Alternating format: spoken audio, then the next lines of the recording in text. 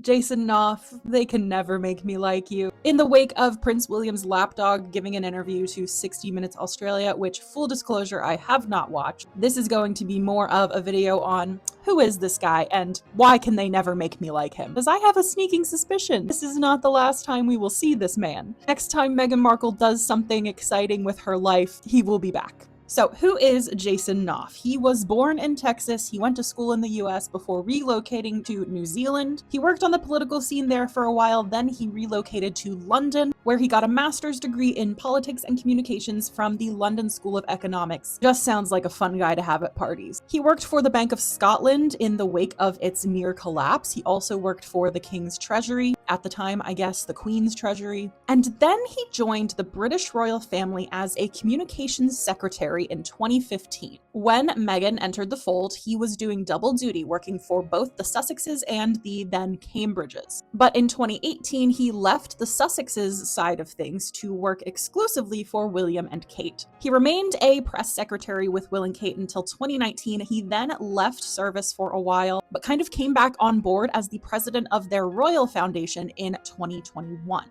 His husband then got assigned to work overseas. He resigned his post as Royal Foundation president at that time, but has since come back into the fold as a board member for Prince William's Earthshot Prize. William also released him from an NDA in 2018 in order to give a witness statement against Meghan. And in 2023, he was made a lieutenant of the Royal Victorian Order. This is an honor given personally by royal family members for loyal service. So we can assume this man doesn't just go on 60 Minutes Australia without the express written consent of Prince William and the firm, which is why they can never make me like this man. Setting aside like his resume for a second, one of Jason Knauf's main achievements is launching the bullying allegations against Meghan Markle, the person he was tasked with helping integrate into the fold when she started dating Prince Harry.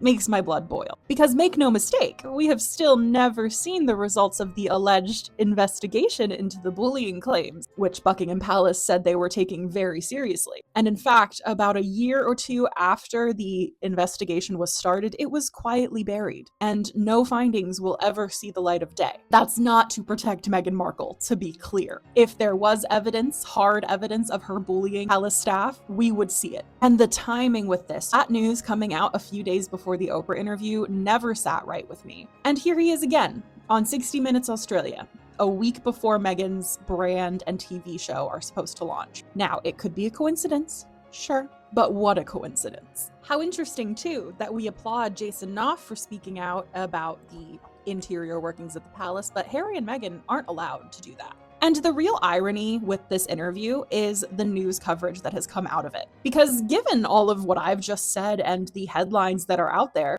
is no way you would know that this interview was supposed to be about Prince William and what sort of king he will make someday, possibly soon. Even if this was, his own idea, him trying to advance his own profile, is that the reason? Is it just him trying to advance himself? Or is he doing this interview as some sort of weird palace strategy, presumably to promote Prince William?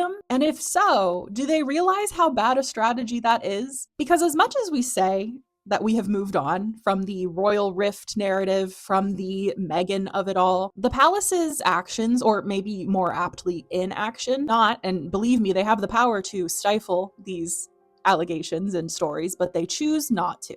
That all says to me, we're not actually moving on. We want to have our cake and eat it too. And when you send or sanction people like Jason Knauf to do this kind of interview, when you know those questions will be brought up, it just becomes so clear that Prince William is still defined more by his brother's absence and his sister-in-law's experience than his own global statesman future king chops. If this was a strategy, it was not a very good one. Like, even the ultra-conservative outlets like The Times can only focus on the Sussexes after this interview. But yeah, they're so irrelevant. Let me know your thoughts in the comments.